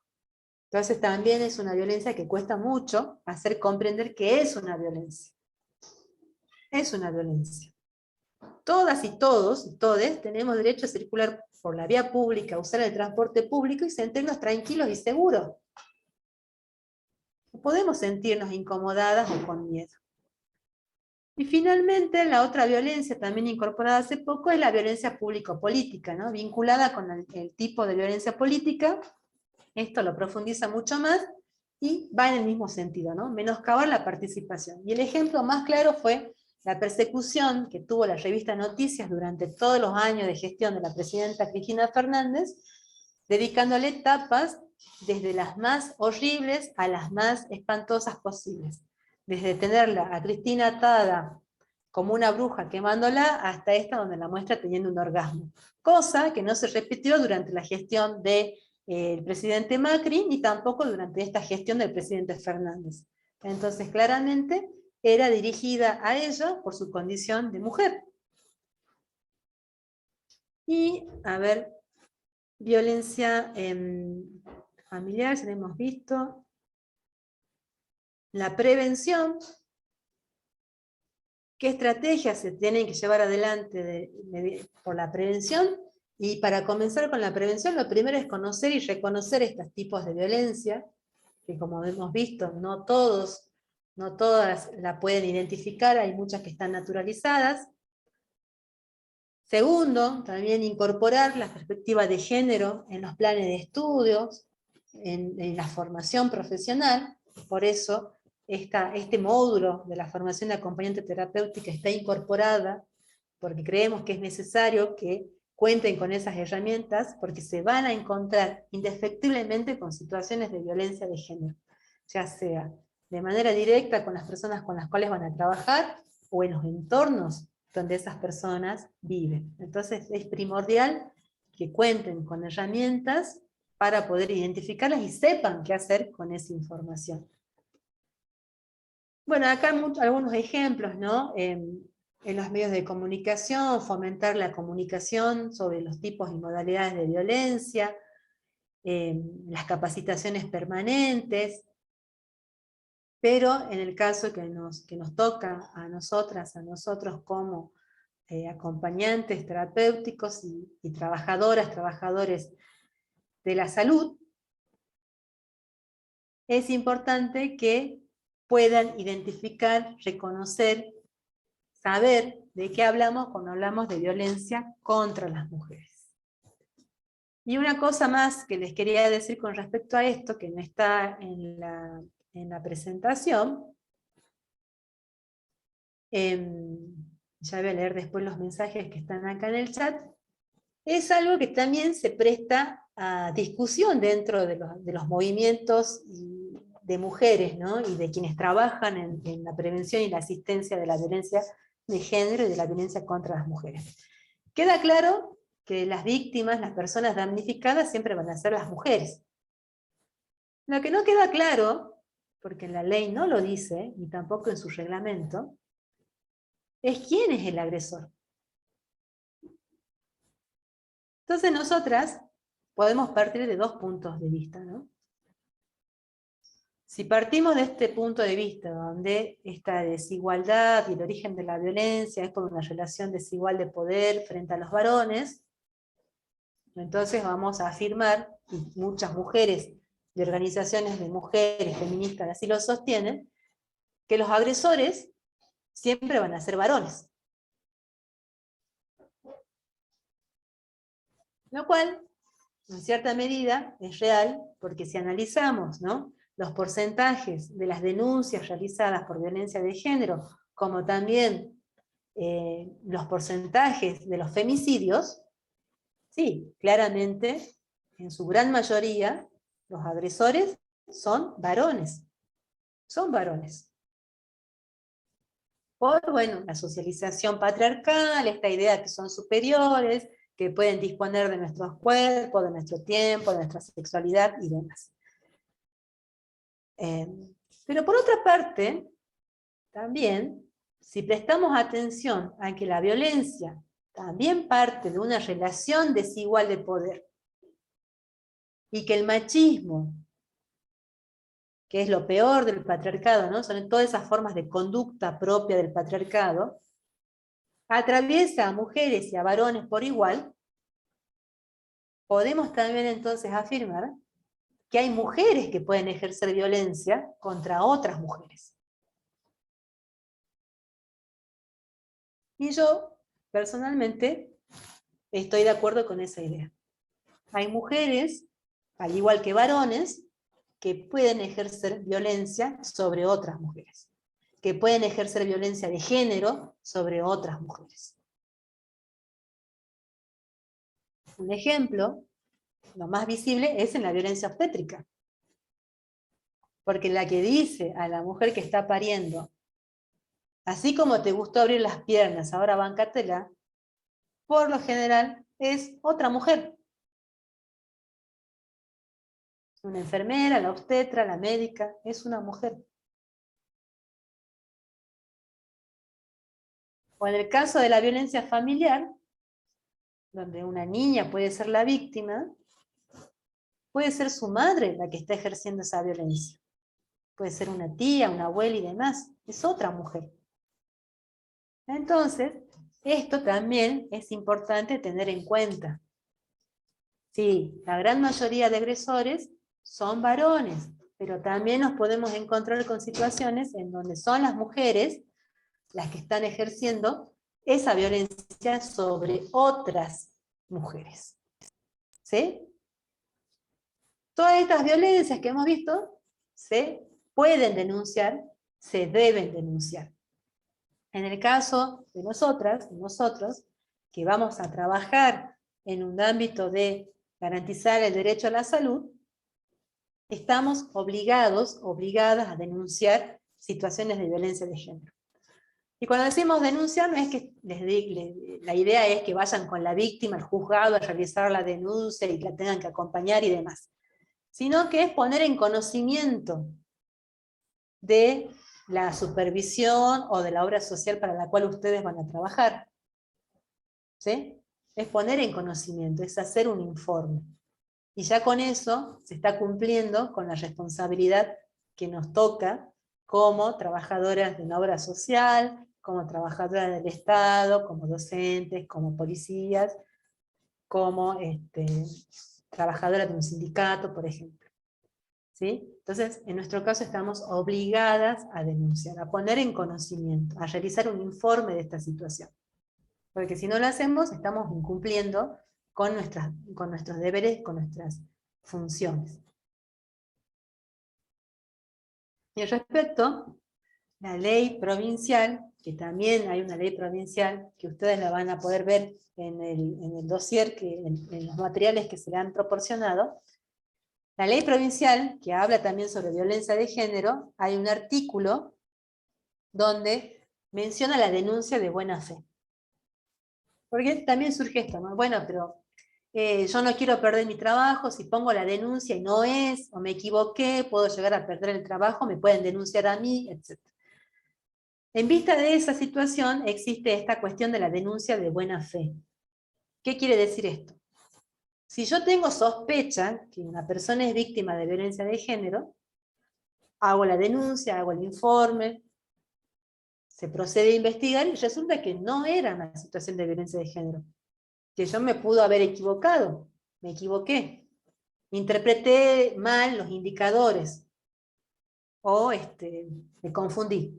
¿Qué puede pasar? Puede suceder, no es algo que no suceda.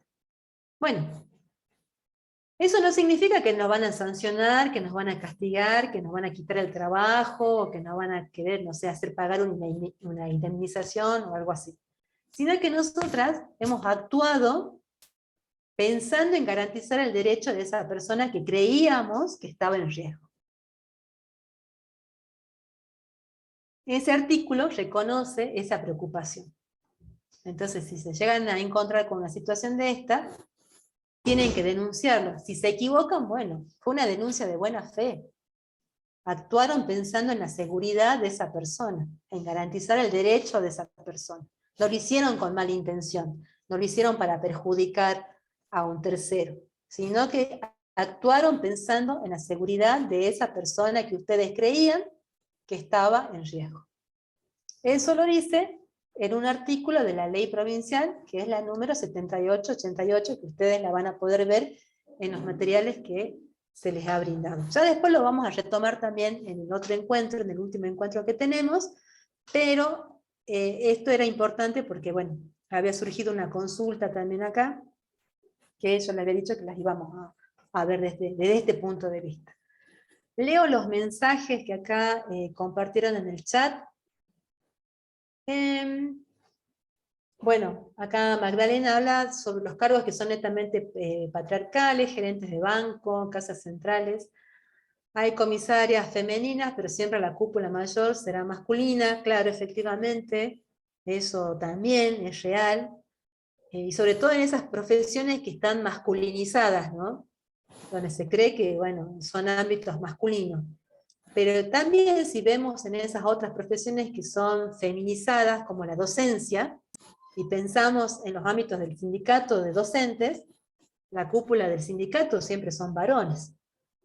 Muy pocas mujeres han podido acceder a ser secretarias generales de estos gremios, ¿no? Acá dice, entonces es fundamental informar si tenemos conocimiento de que nuestra paciente sufre algún tipo de violencia. Ahora si esta violencia es ejercida por quienes nos contratan. Bueno, ahí se acude a la policía. En principio, Magdalena, si quienes han contratado los servicios del acompañante son quienes están ejerciendo violencia, se tiene que comunicar esto a la supervisión. En el caso, por ejemplo, que si ustedes trabajan en una obra social para una obra social, se debe hacer el informe, comunicarlo a la supervisión. O, si en caso que lo hacen de manera particular, sí, puede ser la comisaría o cualquier otra área que se encargue de recepcionar las denuncias por violencia de género. Polo Integral de las Mujeres, Fiscalía de Género, Oficina de Violencia Familiar y de Género del Poder Judicial. O, en el caso de encontrarse en alguna ciudad de otras ciudades o municipios de la provincia, pueden solicitar también asesoramiento en las áreas de mujer o las áreas de género que actualmente funcionan en los municipios. Pero bajo ningún punto esa información que ustedes saben, que ustedes tienen, debe quedar en el ámbito de ustedes, ¿no? No se la pueden reservar solamente ustedes. La tienen que poner en conocimiento. Es complicado, yo no digo que sea sencillo, porque hay riesgos, ¿no? con el ámbito, con el trabajo. Y en un contexto de mucha pobreza y precarización como el que estamos atravesando actualmente en nuestro país, el perder el trabajo y demás, claro que está presente en tomar nuestra decisión, en tomar una decisión. Pero, yo les recuerdo, ustedes han elegido esta profesión. La han elegido voluntariamente. Entonces, esa profesión tiene sus obligaciones. Y una de esas obligaciones es la denuncia. Es la denuncia.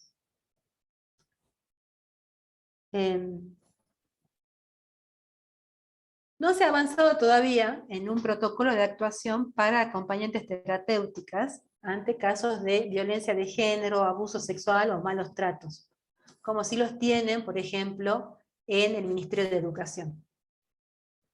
Pero en el ámbito de la salud, en estos lugares del mayor contacto con los pacientes, llámense acompañantes terapéuticas, llámense cuidadores domiciliarios y demás, no existe un protocolo sobre cómo actuar, cómo proceder. Consideramos como fundación que sí es necesario que exista, que las obras sociales para las cuales trabajan ofrezcan un protocolo que digan, bueno, si usted detecta esto, ¿qué pasos debe seguir? ¿A dónde se debe dirigir? ¿Cómo debe realizar el informe? Porque eso hace también a la calidad laboral. Sí existe uno del Ministerio de Salud pensando en los hospitales, que me parece que sería el más cercano a la labor que ustedes deberían desempeñar. Sin embargo, me parece, y esto no coincidimos con los demás miembros de la Fundación, que hay que avanzar en el armado de un protocolo. Sobre todo porque, bueno, ya ustedes son el cuarto grupo que se está formando con nuestra Fundación en acompañantes terapéuticas. Así que esto es una deuda pendiente que tenemos con ustedes y con los grupos anteriores de personas que se han recibido de acompañantes terapéuticas. Ofrecerles una hoja de ruta, bueno, sucede esto, ¿qué hago? ¿Qué hago? ¿A dónde voy? ¿Con quién hablo? ¿Cómo hago el informe? Esas son una deuda pendiente que, bueno, ya la vamos a resolver, pero en principio podríamos usar el protocolo que se usa en salud, en el Ministerio de Salud, ante casos de violencia de género, abusos y malos tratos. Acá tenemos otra también de Magdalena, violencia en los medios de comunicación, radios, TV y casos de personas que se suicidaron por el hecho constante en redes. Sí, claro que sí. Pero vuelvo a repetir lo que les había dicho anteriormente. La violencia digital o telemática,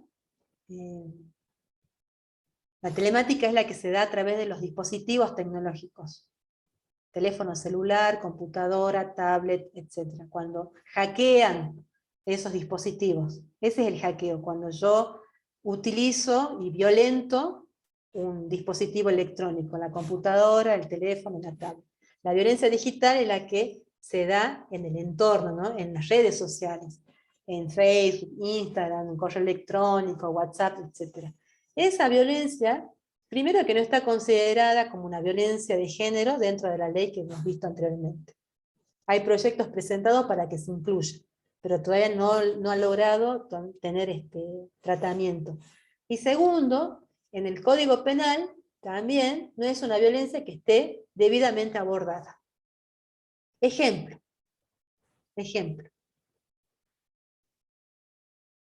Si una mujer mayor de edad, en una relación de sexting con un señor, ¿no? O con una persona X, le envía fotos, videos sexuales, fotos íntimas y demás, y después esta persona X, por motivos de venganza o lo que sea, la sube esas fotos, sube esos videos a un sitio pornográfico, no es delito, porque no está contemplado como tal en el Código Penal.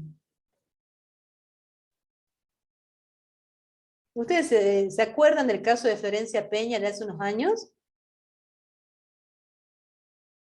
Florencia Peña lleva su teléfono celular al service porque estaba fallando, pero en ese teléfono, en la memoria de ese teléfono, tenía un video sexual con quien era su pareja en ese entonces. Quien hace el service encuentra ese video, lo extrae y lo sube a una plataforma de pornografía, a un sitio pornográfico.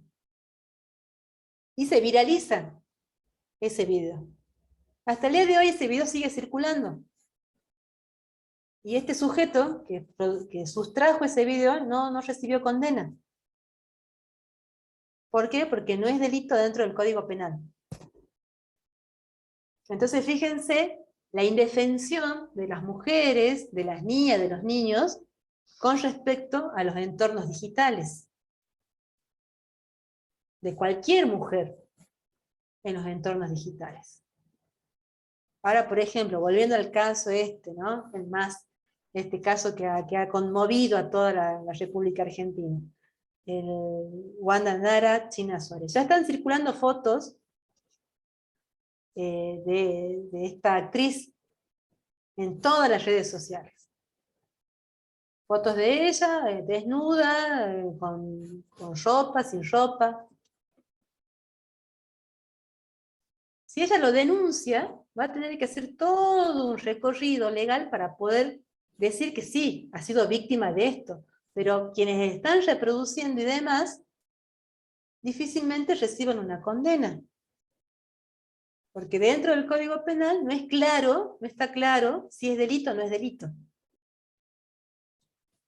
Entonces, esto también es algo que el Estado argentino debe solucionar urgente con respecto al entorno digital. Si tenemos en cuenta además que de 2020, 2021 y probablemente 2022, todas nuestras comunicaciones y toda nuestra vida va a circular por los entornos digitales. Entonces es urgente el tratamiento de las violencias que se dan en estos ámbitos. Bien, ya estamos en tiempo. Dudas, preguntas, inquietudes, desacuerdos. Profe, ¿hoy era la última clase o falta una clase más? Falta una más. Falta una más, son 4 encuentros. Falta una más y ya terminaríamos con este módulo de género, perspectiva de género y violencia de género. Falta uno más. Que sería el próximo miércoles, ya sería el último encuentro, y una pequeña actividad práctica para la aprobación de este módulo.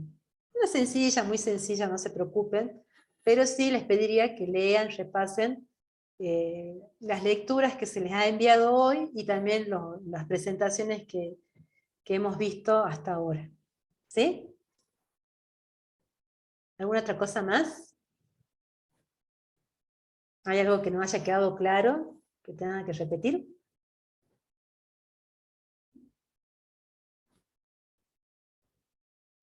¿No? Bueno, queda como compromiso el enviarles entonces las sugerencias de series y de películas, si ustedes quieren ver en Netflix, si tienen acceso a Netflix, igual también las pueden encontrar en otros lugares, de esta serie que mencionó la compañera, más estas otras dos que yo les había comentado, de esa pequeña lámina sobre las diferencias entre violencia digital y lo que es delito y lo que es una conducta violenta. ¿Profe? Mándelo Sí. en PDF, profe. Mande todos los archivos que de las clases anteriores, todo para ir leyendo. Bueno, sí, ¿alguien más quería preguntar algo? Ah, no, sí, justamente eso, si podía mandar todo, porque no tuve problemas con mi internet y no lo podía ver. Ajá. El profe ya mandó a los correos. Ah, no lo vi. Sí, tenía entendido que hoy le había mandado temprano a los correos Yo lo vi electrónicos de en YouTube ustedes. nada más. En YouTube nada más lo vi. Bueno, Profe, fíjate, y con respecto a las películas, ¿usted vio Poco Ortodoxa? Profe, Poco ortodoxa, no. diciendo que me voy a cargar mi tarjeta. Por Bueno, favor. Leandra. Eh, Bueno. Un gusto, hasta el miércoles que viene. Hasta el miércoles, Leandra. Hasta el miércoles. No, Poco ortodoxa no lo vi. No la vi a esa serie, esa película. Pero hay bastantes películas, series documentales que están muy buenas como insumos, ¿no? Para comprender esto de las violencias. Estos que los voy a compartir yo, el documental sobre la India y después la otra serie que es de una agresión sexual, son bien claritas y bien contundentes, ¿no? Sobre cómo es la situación de las mujeres de manera contemporánea en distintos lugares del mundo. Miren, es verdad que faltan muchas cosas para hacer en nuestro país, es cierto que los femicidios no decrecen, es cierto que la violencia contra las mujeres es cotidiana, día a día, pero a la vez nuestro país ha tenido en los últimos 20 años un gran avance en el reconocimiento de que esa violencia existe y que el Estado tiene que hacer algo. Esta ley que hemos visto, más una serie de otras medidas, dan cuenta de eso. Que en otros países, inclusive países limítrofes, no lo tienen, no cuentan con estas herramientas. Entonces, por eso el movimiento feminista en Argentina es tan respetado y citado en otros lugares del mundo. Siempre se hace referencia al feminismo de Argentina, ¿no? Y eso, bueno, esto que estamos viviendo, esta ley y lo demás, es producto de la lucha de las mujeres, porque esto no son regalos. No es que al presidente, a la presidenta se le ocurrió regalarnos los derechos se conquistan, los derechos se luchan. Y esto que nosotras gozamos hoy, de poder estudiar, de poder pelear por un trabajo, de decir yo quiero que me paguen lo mismo que mi compañero, de poder ir a la comisaría y denunciarlo al policía si no me quiere tomar la denuncia, son conquistas de mucho tiempo. En otros lugares del mundo, en otros países, esto está recién emergiendo. Y en otros lugares que estaban más adelantados que Argentina, actualmente están viendo un retroceso de los derechos de las mujeres. Y el ejemplo más claro es España. España actualmente, con un gobierno de extrema derecha fascista, que es discriminatorio contra los migrantes, odia a las mujeres, odia a las diversidades y demás, odia a los pobres y demás, está avasallando las conquistas de los derechos de las mujeres en pleno siglo XXI. Entonces, las películas y las series sirven para mostrarnos eso, ¿no? ¿Qué es lo que pasa en otros lugares? ¿Qué es lo que sucede? Pero en Argentina, actualmente, estamos por un muy buen camino. Que faltan muchas cosas, por supuesto que siempre van a faltar. Siempre van a faltar porque siempre aparecen nuevas demandas y nuevas necesidades. Pero estamos en un contexto político donde esas demandas son escuchadas. Entonces, estas son cosas que nos tienen que llamar al compromiso, ¿no? Los derechos se defienden. Nos gobierne un gobierno nacional y popular, nos gobierne la derecha, nos gobierne la izquierda, o quien sea, los derechos se defienden. Porque una vez que se retrocede no se vuelve más. No se vuelve más. En España realmente, si pueden buscar noticias de España o en las redes sobre lo que pasa en España, es terrible lo que está pasando. Es terrible. No les importa nada. Si una mujer ha perdido el trabajo y no puede pagar el alquiler de su casa, la echan con los hijos y dejan sus cosas en las veredas. El famoso desahucio que le dicen ellos, se está cobrando muchas víctimas mujeres y adultas mayores. Y el gobierno no hace absolutamente nada. Es más, el gobierno es el que propicia esos desahucios. Entonces, en Argentina estamos por buen camino, pero exige también la vigilancia permanente de que esos derechos que se han conquistado se cumplan e ir por más, siempre ir por más derechos. Ahora, bueno, en la provincia se han abierto muchas áreas de la mujer en distintos municipios. Bueno, hay que exigirle a los municipios que no solamente que sea la oficina con la computadora y una persona designada, que cuenten con equipos profesionales, que cuenten con movilidad, que hayan presupuesto para sostener esas áreas. Esa es la gran lucha actual en Salta, por ejemplo. Porque es fácil decir, bueno, abrimos un área de género, sí. Una mesa, una silla, una computadora y una sola persona. ¿Y qué va a hacer esa sola persona? O también, profe, a veces por cargo político, ¿no? Porque ha salido a caminar y le tiene que dar a la que caminó para él y pone a una persona que no sabe, prende una compu, no tiene secundario completo. Y Sí, eso no tiene acá. O no tiene la formación de Ley Micaela, que es esto que estamos viendo, en las formaciones de perspectiva de género. Entonces, la invitación es esa.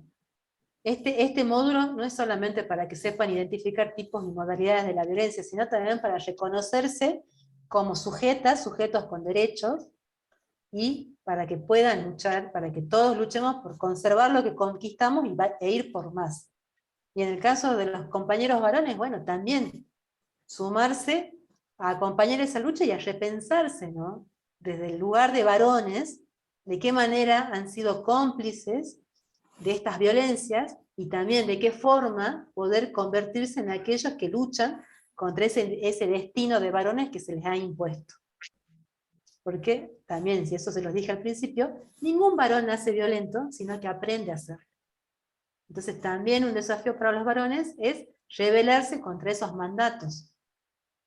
Rebelarse profundamente contra esos mandatos machistas que tampoco les brinda una vida satisfactoria a ellos mismos. Bien, ya estamos pasadas con el tiempo, ya terminamos hoy para que ustedes puedan seguir con sus rutinas y su vida. Nos vemos el próximo miércoles, también a la misma hora. Lean, por favor, lean. Si hay alguna consulta, alguna duda, alguna inquietud, las pueden mandar por correo electrónico o en el grupo de WhatsApp donde ustedes más se comunican y las vamos resolviendo, ¿sí? Bien, que tengan una buena noche y una buena semana y sigan cuidándose, por favor, del COVID, porque esto no ha terminado todavía y hay que estar más atentas con el tema de la pandemia. Así que bueno, que tengan una linda semana. Nos vemos el próximo miércoles. Chao, profe. Gracias, hasta luego. Hasta luego. Hasta luego, profe. Chao, profe.